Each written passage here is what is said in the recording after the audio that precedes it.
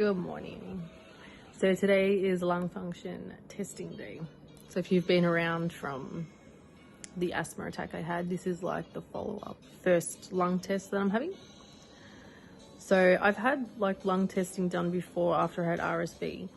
So I think I'm familiar with like what's going to happen, but I've never done it in a hospital setting. So I thought I'd take you guys along. So I've just had my coffee. Obviously not early enough because I accidentally just deleted my last vlog that I made.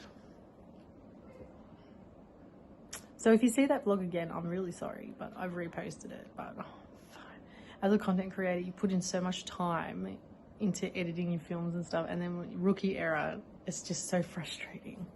But anyway, let's go get ready for hospital.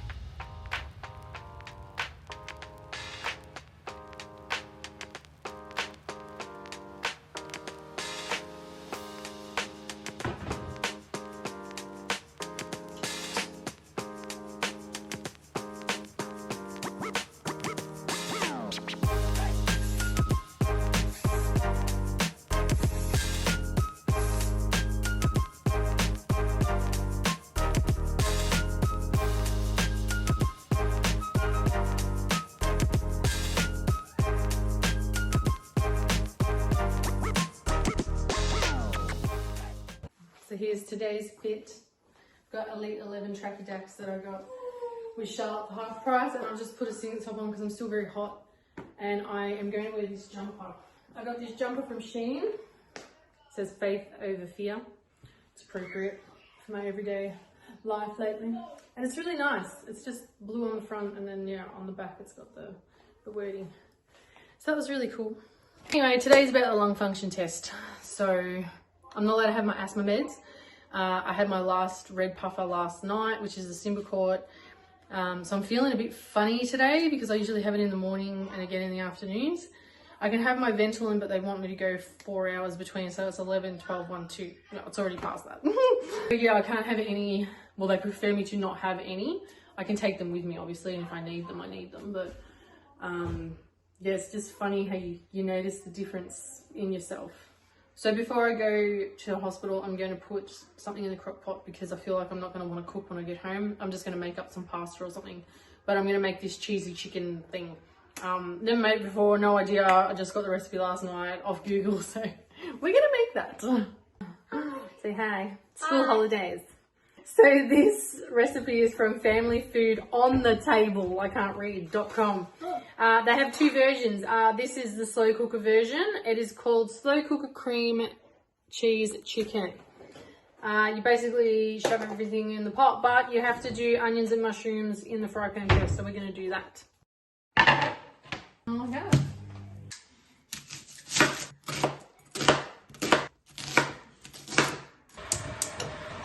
We're doing crop girl making some onions. So my mushrooms were no good, so we just did onions in the fry pan. And now I'm just going to put the chicken, and it's just cream cheese, so I don't know how that's going to cook, but whatever, we'll try. Put your chicken in the bottom. You put it in whole because you're going to shred it later.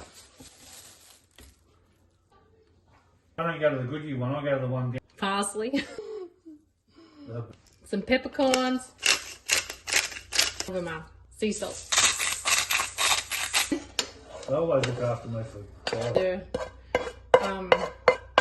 the home guys, because 6 ounces of cream cheese. I just made it up. And this is what you're cooking it in, so I'm a bit skeptical, but We'll see. It says cook on low for 5 to 6 hours. So there it is in there, cooking on low. Let's hope it works. My dad just called in for a cup of tea, but I'm about to go there. They're gonna look after Cooper for me. So anyway, that's on. I hope it works because I feel like it should have some sort of liquid, but apparently the cream cheese is going to melt and it's going to cook and it's going to be amazing. So I'm just going to give it a whirl. And it says to serve it with rice, but I'll probably make the kids pasta because I think they'd prefer pasta, to be honest with that. I don't eat chicken, so before I shred it, I'm just going to take the cheese sauce and I'll just mix it through some pasta for myself. But right now it's 12:05, so I have to get my ass into gear because I have to be at my mum's at 1. Not going good for time. But anyway, I'm just going to make Cooper a snack to take to his nana's because he's gluten-free. It's just easier when you take your own snacks, you know? So I'll do that. Not healthy, but these are his favourite little things and he really likes these. That's a quacker. He really likes it. And I'll just make him like a fruit bowl. My leg has gotten not great again. It's like it slows me down so much. It's just the worst. Anyway, let's do this.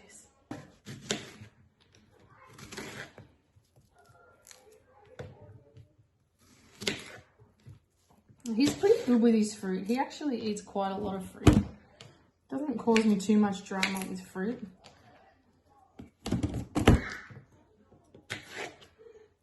Chop them. And pear doesn't go gross either, which is good. You know how apples go brown? So that'll do. So put his pear. Oh, that's a yucky one. He loves strawberries. These are so expensive in Australia at the moment, like ridiculous. So expensive. I won't even worry about watermelon, to be honest. There's only 2 little pieces. I'll just leave that. That's plenty. And I'll just put his little snacks here. That's not going to fit. These are like little Pringles, kind of. And he really likes these. They all really like these double crunch chips, so I'll put some of them in there.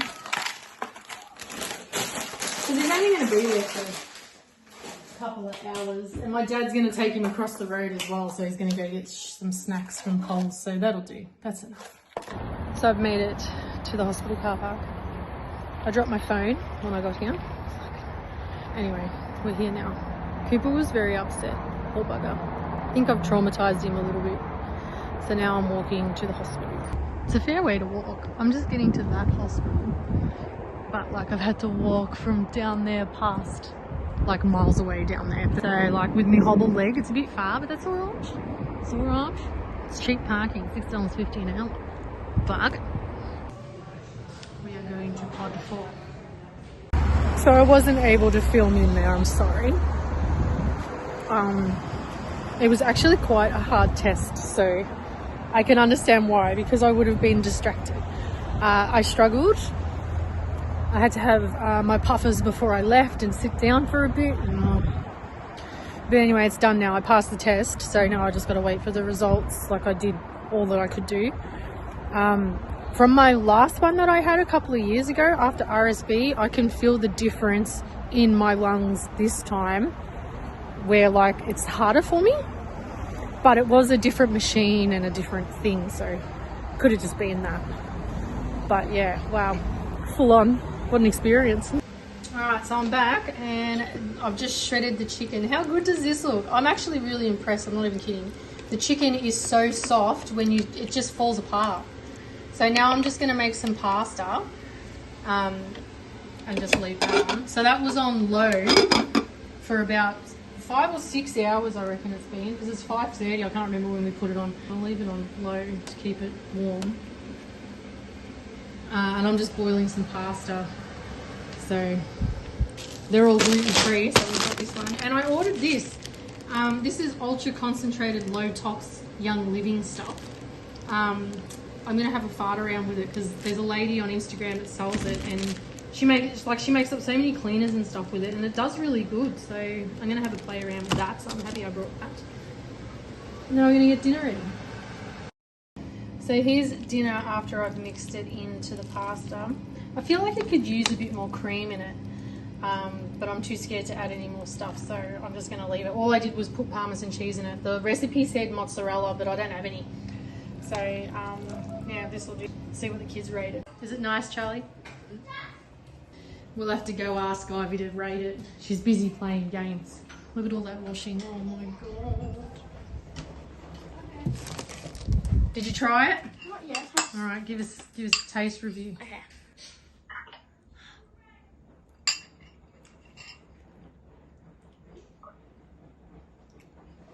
I'm waiting for the aftertaste. All right, aftertaste. That's good. Pretty good? What do you rate it? 8.5. 8.5, I'll take it, thank you. Okay. Charlie likes it. Cooper's not going to eat it, he refuses to. He's going to have nuggets and rice, which is fine. His nuggets are in there, they're almost done, and just basmati rice. He's very picky, so that's fine. So everyone likes it. That's the look of it. Charlie says it reminds her of like tuna casserole, and it does. Yeah, it does, yeah. It's nice, but it's not creamy enough. But anyway, I thought I would share this image here. This is what the lung function test machine thing is. So it's got like this mouthpiece, and there's like a bag attached to it, and then it's like on this really long thing. So you're kind of sitting there and it's like right up, you know, like it's quite long. And, you know, they're doing stuff on the machine to make it blow air back into you, or gas. And I'd done one of these before, but this one was completely different. Ones that I'd done it at, she just said this is like the, you know, the OG of lung function tests. So this was like, I was aware of it, but it was very different. Basically, they have you put this like mouthpiece into your mouth, and you have to just do regular breaths, and then you have to do like a deep breath in and a deep breath out, and they measure it, and then in between that they're like shooting stuff back in, and at some point they did like this gas thing where you're breathing and then this thing just shoots gas into you, and it's like, it just like choke holds you almost. And yeah, I wanted to cough, and I was trying to like keep going with this test anyway. I had to redo that whole section because it just completely ruined me. I was so tired after it, and like I had to sit down in the waiting room again and do because I hadn't had any of my asthma medication, and then like, you know, do my breaths and everything with the Symbicort because I was just wrecked. But like, I'm fine now. I'm just the leg fatigue, the usual. Yeah, I don't know. She said that I passed the test, like as in I passed all the levels that I had to do, because it was like 4 or 5 sections, and each section you had to do 4 times. So it must be like the best of 3 or something they go with. But the last test was specifically for the muscles of my breathing, because there was that head thing that I kept doing after my asthma attack. They were specifically targeting the muscles for breathing. So yeah, at least they were very thorough. That test was so tiring. But yeah, anyway, I got it done, and then I got home and I got a letter from the other hospital, the Melbourne, for my endocrine stuff, this thyroid stuff. And they've cancelled my appointment that I had at the end of this month and made it for the end of next month, so the 28th of August. And I'm so pissed off about it. Like, why? So I rang my doctor and I was like, oh, you know, can we maybe send it somewhere else? So the receptionist is going to talk to my doctor and then get back to me tomorrow. Like, I'm just going to try a different hospital, I think, because I don't want to feel like this for another 2 months. And I don't know what's happening. My doctor doesn't know what's happening. It's beyond his expertise. So the problem is, I don't have a thyroid, but I'm on thyroxine, which is like a replacement hormone. My levels were fine. They've been fine since probably February. I got COVID, so I had to wait, and then I did the testing and everything, and it was good, and I was on 125 micrograms a day of thyroxine, and then this happened, and now my non-existent thyroid is producing more thyroxine, so it's not my own medicated dose that's making, like, I haven't over-medicated myself is what I'm saying. For some reason I'm producing more T3 and T4. The thyroid hormone was pretty good, but my antibodies were in the 70s. So why is my thyroid producing antibodies when I don't have one? So he doesn't know how to treat me. So he sent me to a specialist, and the specialist just keeps like pushing it back. It's like, well, I've got the effects of hyperactive thyroid. At the moment, I feel like I'm bouncing between hyper and hypo, which means Hashimoto's. And that's basically you get symptoms of both. And it just fluctuates. So he's dropped my thyroxine to 100 micrograms a day, which is significantly less over the week. And then, yeah, I just have to wait until I see an endocrinologist to see how they're going to handle the Graves' disease stuff. So, but now because of that, that really pissed me off, and I've lost my charger. For some reason, I took my charger for my phone and I brought it inside, and I have no idea. We've gone through the bin, the compost bin. I cleaned all the bench and went through all the stuff on the table. It's like gone. I don't know where I put it. I can't remember. I just know I had it in. I brought it in with me, and my husband saw me with it in the house. So it's here somewhere.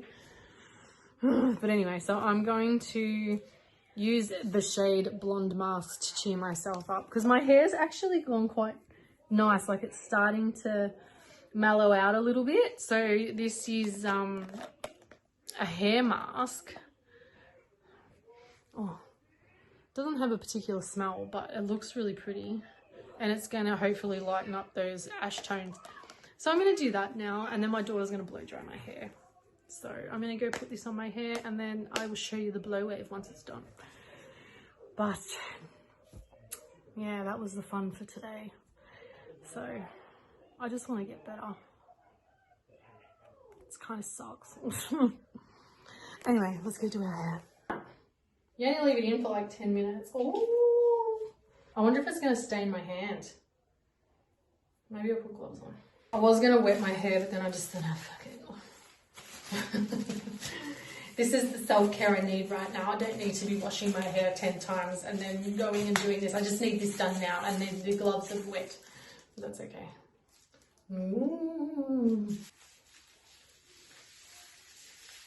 Sometimes you just need to do stuff to cheer yourself up, you know? Imagine having hair this colour. That would be crazy. My kids probably wouldn't want to be seeing it public with me.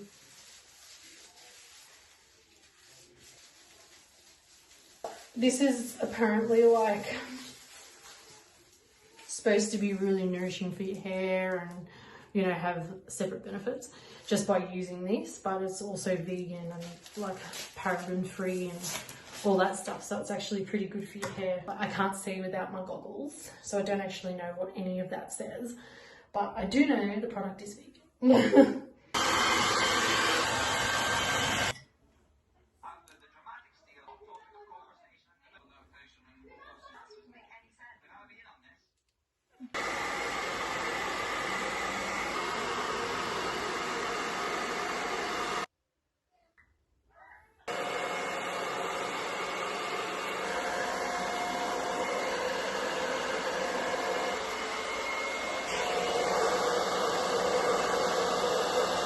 So here's my finished look.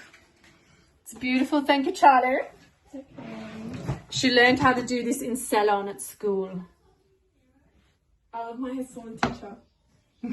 If you're watching, she loves you. Didn't she do such a good job? So nice. Oh, it feels so nice. And I don't know if that blonding stuff, like, she said that it's made it a bit more golden, which I don't really like golden, but Charlie does, so. So if you want to blow wave, Charlie's taking orders now. and now I have it in this beautiful silk cap because it's bedtime. So hopefully it doesn't come out too boof tomorrow. Night night.